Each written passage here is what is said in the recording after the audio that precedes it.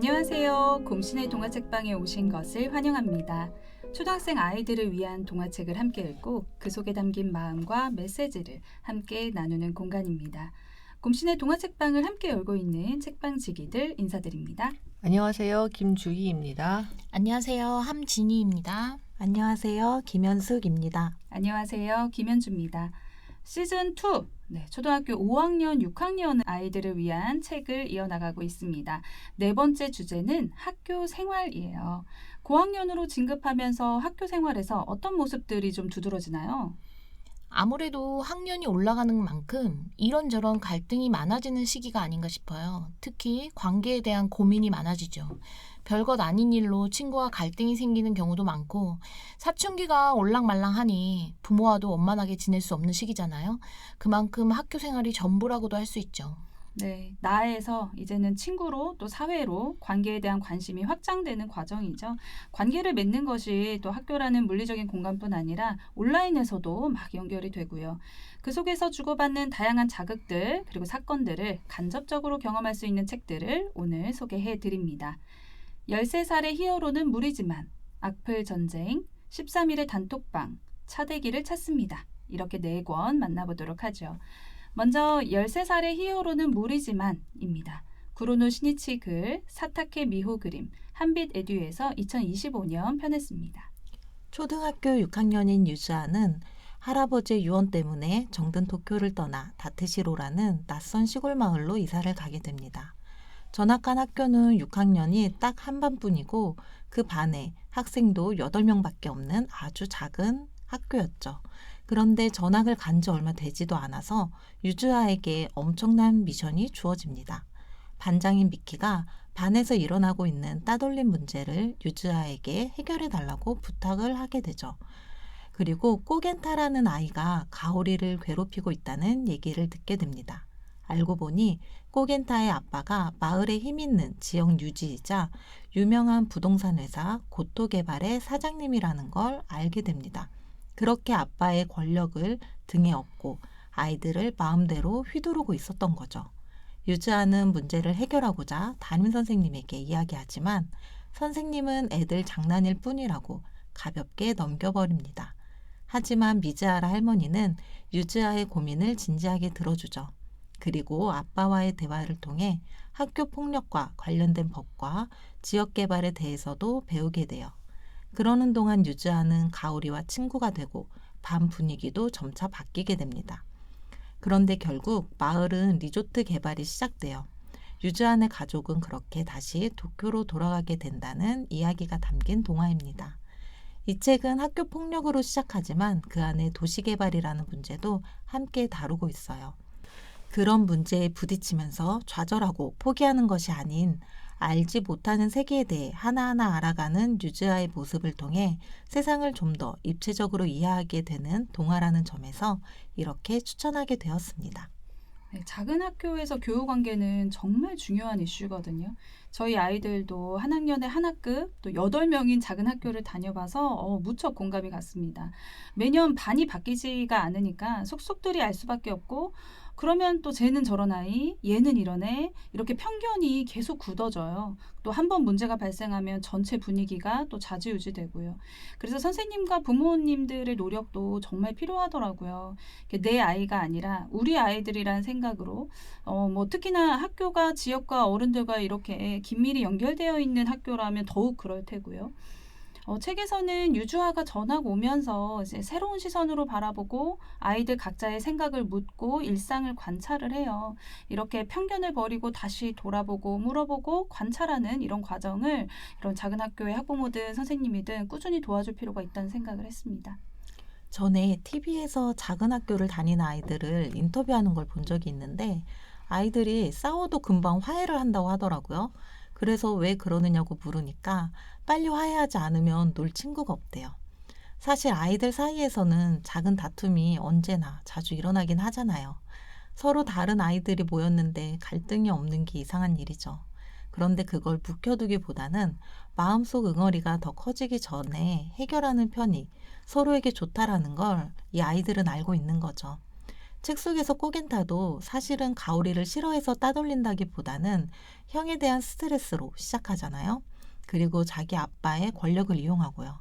아이와 아이들의 일은 별개인데 어른들이 그런 꼬겐타를 감싸고 돌아서 꼬겐타도 그렇게 해도 되는구나 하고 학습된 게 아닐까 싶었어요. 네, 아이들은 아이들 나름의 세계가 있는 것 같아 보이긴 하지만 실제로 아이들의 세계는 어른들의 영향을 상당히 많이 받죠. 지금 이 아이들이 겪는 도시개발 같은 그런 이슈도 아이들이 당장 살 곳과 어른들의 경제적 이익은 아이들의 현재하고도 상당히 첨예하게 얽혀 있는 문제이죠. 이런 경험들에서 아이들도 자신들도 모르게 힘과 돈을 가진 게 최고구나 하는 능력주의적 태도를 배우게 됩니다. 이런 상황에서 어른들이 일상적으로 어떤 태도와 가치관을 가져야 하는지 그리고 그런 모습을 통해서 아이들이 무엇을 배우게 될지를 다시 한번 고민하게 되는 대목이었습니다. 제목이 13살 히어로가 아니라 13살의 히어로는 무리지만인 이유가 저는 좀 납득이 되더라고요. 그 친구들의 관계를 넘어서서 이제 뭐 가정과 마을 그리고 사회적 이슈까지 다양한 관계들을 인식하는 과정에 있다는 것을 작가님이 얘기해주고 싶었던 게 아닐까.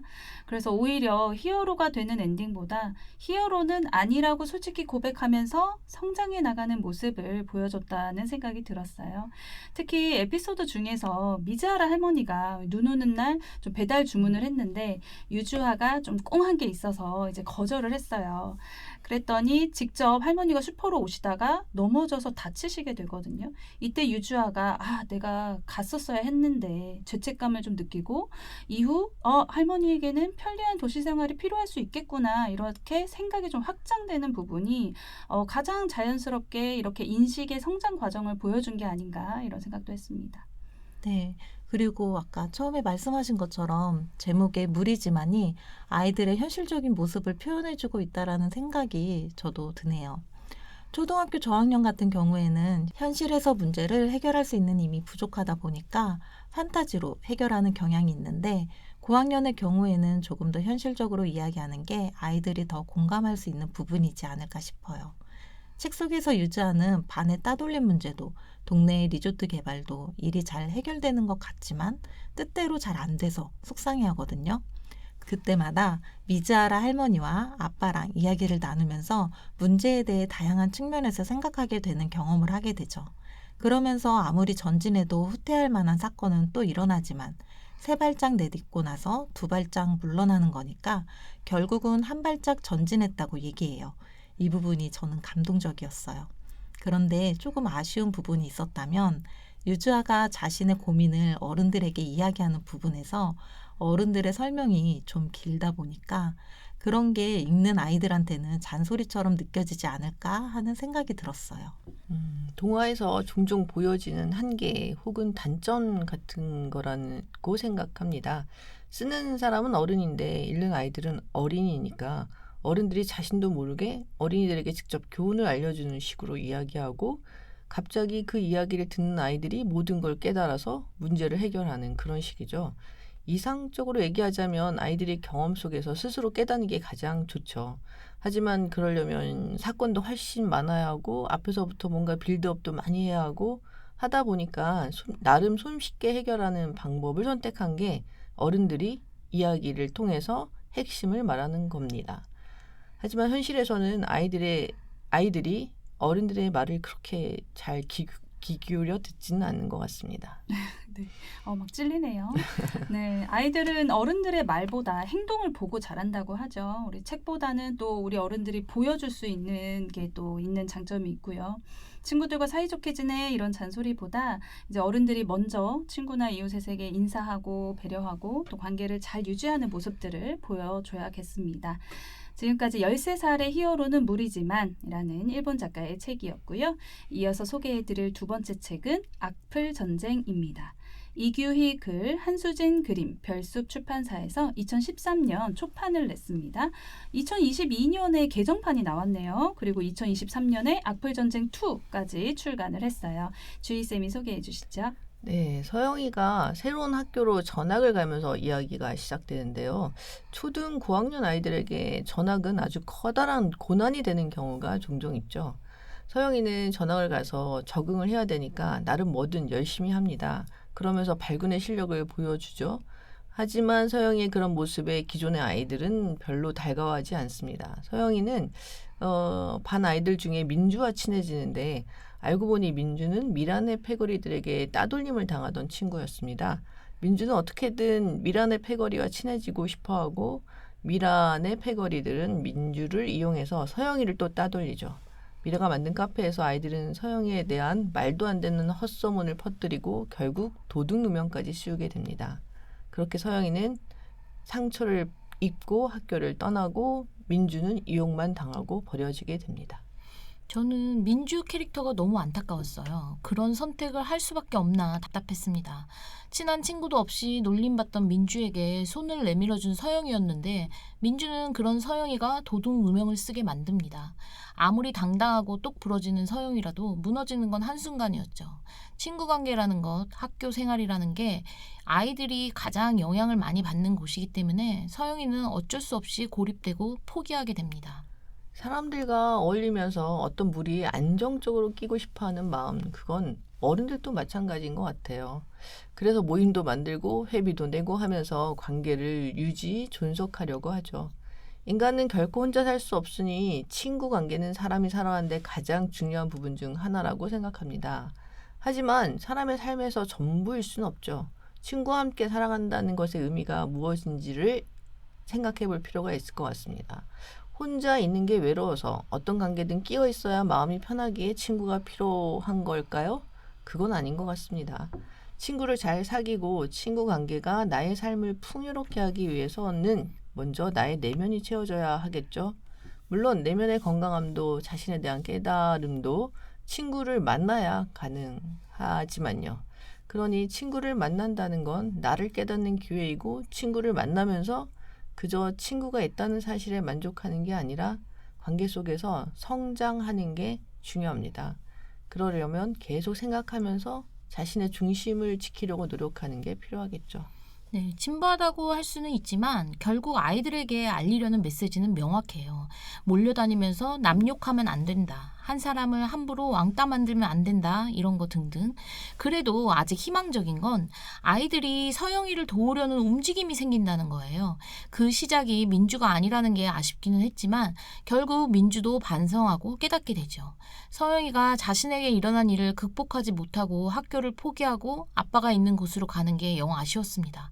이렇게 헛소문, 악플이 위험합니다. 한 사람의 인생 흐름을 바꿔놓으니까요. 네, 그런 걱정들을 많이 해서 악플 전쟁 2가 나왔습니다. 서영이가 그렇게 아픔 속에만 있는 게 아니라는 걸 악플 전쟁 2에서 얘기를 해주죠. 이렇게 같은 교실에서 누가 누구를 따돌리고 그런 일로 상처받고 하는 일들이 생기면 사건의 당사자가 아니더라도 그런 일을 옆에서 보는 것만으로도 아이들은 큰 영향을 받죠.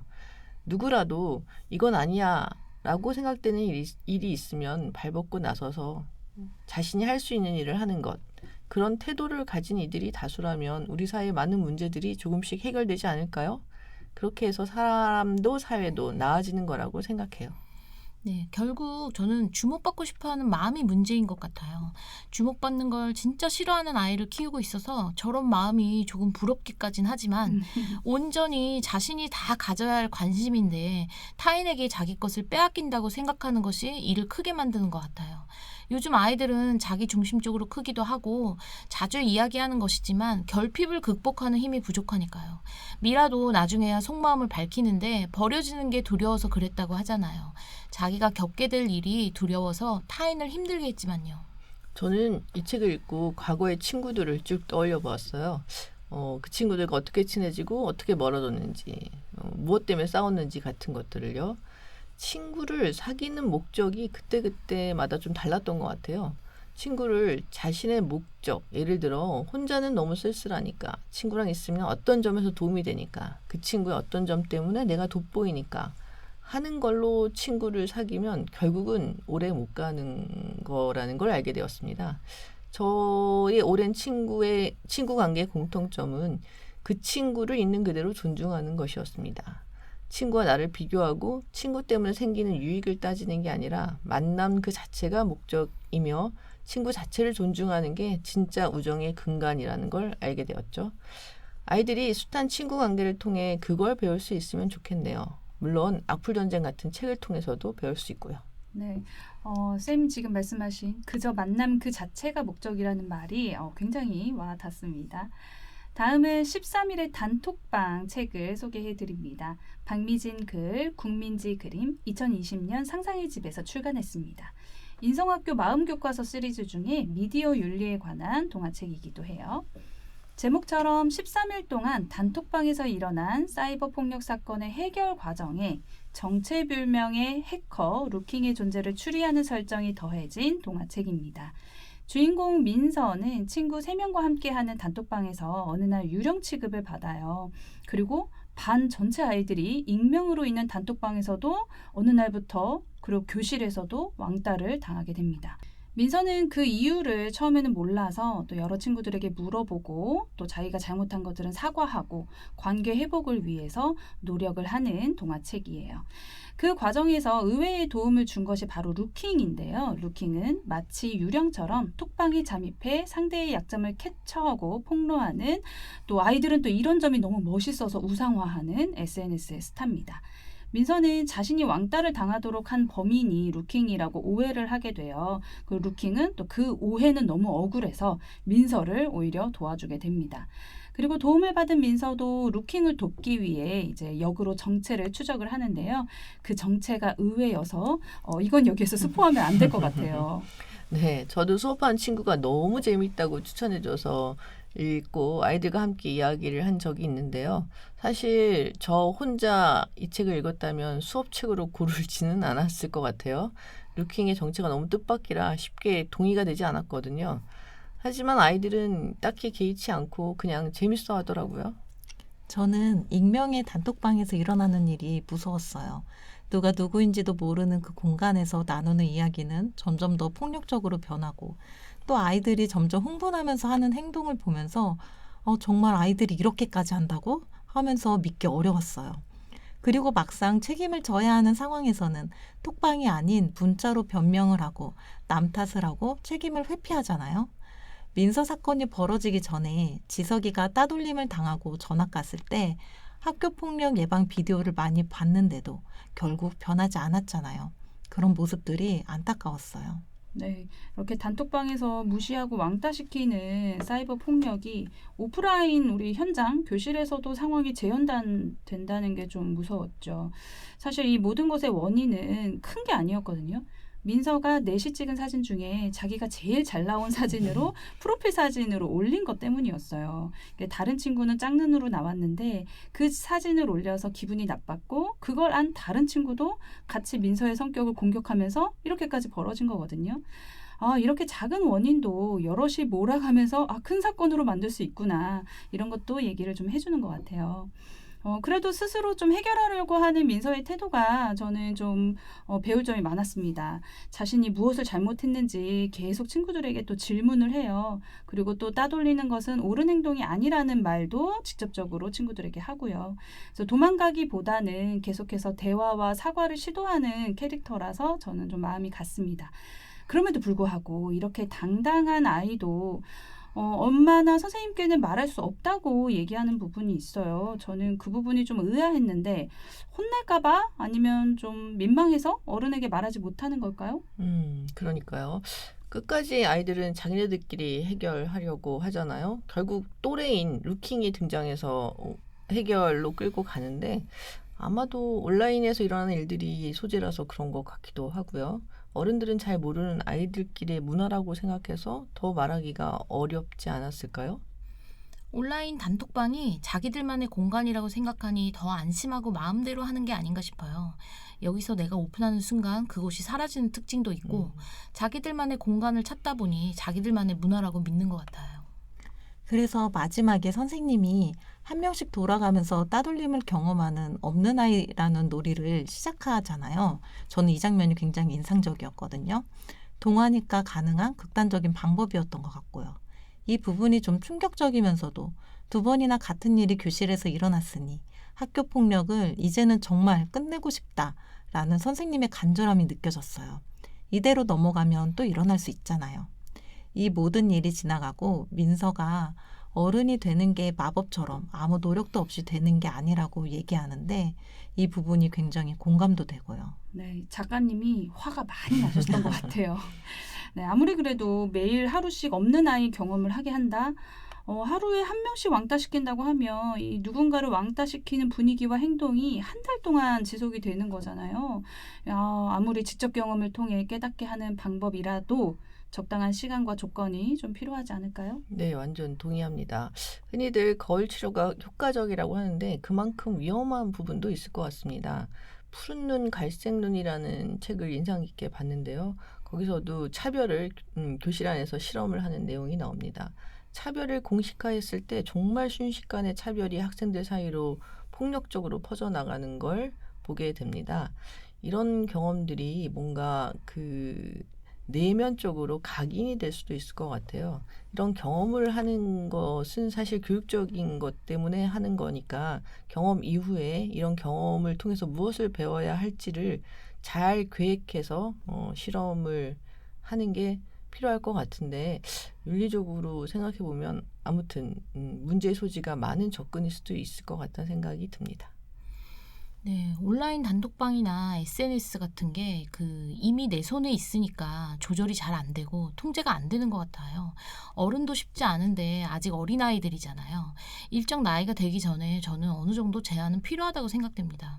네, 적절한 휴대폰 사용, 그리고 올바른 사이버 문화, 그리고 이 책의 묘미죠. 대체 루킹의 정체는 무엇인가를 쭉쭉하면서 아이들과 함께 읽고 얘기해보면 좋겠습니다. 마지막으로 나눌 책은 차대기를 찾습니다. 입니다. 이금희 글, 김정은 그림, 사계절 출판사에서 2021년 편했습니다. 진희쌤이 소개해 주시죠. 네, 차대기는 1학년 때 학교에서 바지에 실수를 하는 바람에 똥자루라는 별명이 있습니다. 시간이 한참 지나서 이제는 거의 잊었지만 문득문득 그 별명을 상기시키는 친구들이 있죠. 대기네 반은 자신의 이름과 똑같은 유명인사를 찾아 그 이름으로 별명을 짓는 게 유행이었는데 대기는 차대기란 이름을 아무리 찾아봐도 유명한 사람이 없어요. 똥자루라는 별명을 덮어줄 근사한 다른 별명을 찾기 위해 고군분투하는 이야기입니다. 그러다가 대기가 좋아하는 윤서가 길고양이를 돌봐주면서 입양하게 되는데 대기가 함께 도와주면서 둘은 유명인사가 됩니다. 대기의 똥자루 별명은 서서히 잊혀지고 고양이를 도와준 의로운 사람으로 기억되게 됩니다. 자신을 드러내는 가장 큰 요소 중 하나가 이름이죠. 아이들이 가끔씩 와서 그런 이야기해요. 자기 이름 검색하면 어떤 사람이 뜬다고요? 물론 내가 아닌 걸 알지만 그래도 나랑 같은 이름이 사람들 입에 오르내리면 기분이 새롭죠. 아이들 사이에서 있을 법한 에피소드로 동화를 쓴 게 되게 익숙하면서도 신선했어요. 아이들도 나도 그런 적이 있었는데 하면서 공감하면서 이야기로 자연스럽게 들어가게 될 것 같습니다. 네, 내용이 길지는 않은데 별명 부르는 게 재미있습니다. 유명한 개그맨 이름과 같아서 개그맨이 별명이었던 한 아이가 있었는데 그 개그맨이 음주운전으로 적발된 후 별명에 음주가 붙게 되는데 저도 웃기더라고요. 사실 별명은 이렇게 아무 의미가 없다. 뭐 그런 얘기 같더라고요. 이름보다는 어떻게 살고 있는가가 더 중요한 거죠. 그렇죠. 이름이 알려지는 것 자체가 꼭 좋은 것만은 아니죠. 악명으로도 유명해질 수 있으니까요. 많은 어린이들이 연예인이나 유튜버 되는 걸 꿈꿔요. 왜 그러냐고 했더니 인플루언서가 좋다고 해요. 요즘 아이들한테 인기 있는 유튜버들 가끔 이렇게 물어봐서 어깨너머로 보면은 뭔가 엄청 자극적인 것들을 잘 해내서 유명해지는 경우가 많더라고요. 이를테면 남들이 하길 꺼려하는 일을 한다든가 되게 위험한 일을 한다든가 아니면 뭐 엄청 많이 먹는다든가 뭐 이런 걸로 얼마든지 유명해질 수 있는 세상입니다. 유명 그 자체가 목적이 되면 무엇을 해도 괜찮다라는 생각들이 아이들 사이에 퍼지는 게 위험할 수도 있겠다라는 생각이 들더라고요. 유명해지는 게 목적이 아니라 이름을 남기는 것이 어떤 의미인지를 생각해 볼 필요가 있을 것 같습니다. 네, 윤서를 좋아하면서도 대기는 적극적으로 다가가지 못하는 소심한 성격이잖아요. 그래서 자신을 돋보이게 해줄 별명이 필요했을 수도 있다고 생각했어요. 자신의 정체성을 찾고 자존감을 올려줄 수 있는 별명이라면 얼른 찾아봐도 괜찮을 것 같아요. 좋은 걸로 내가 별명을 이렇게 자칭 별명 있죠. 그거 만들어서 세뇌를 시키면 어떨까요? 네, 좋습니다. 필요해요. 네. 오늘 학교 생활에서 맞닥뜨릴 수 있는 이슈들이 담긴 책 4권, 13살의 히어로는 무리지만, 악플전쟁, 13일의 단톡방, 차대기를 찾습니다까지 얘기 나눠봤습니다. 내가 피해자가 될 수도 가해자가 될 수도 목격자가 될 수도 있는 그런 문제들도 담겨 있었죠. 우리 아이들이 조금 더 용기 있게 담담하게 문제를 해결하는 힘을 기를 수 있도록 부모님도 같이 읽어보시고 대화 나누면 좋겠습니다. 한 줄 평으로 마무리할까요? 13살의 히어로는 무리지만 세 걸음 전진, 두 걸음 후퇴. 우리는 천천히 전진하는 중. 악플 전쟁. 내가 건강해야 건강한 친구도 만난다. 13일의 단톡방. 화내기 전에 물어보고 회피하기 전에 사과하자. 차대기를 찾습니다. 이름보다 중요한 건 어떻게 사느냐. 곰신의 동화책방 오늘은 여기까지입니다. 동화책을 통해 아이와 함께 성장하는 시간 곰신의 동화책방이었습니다.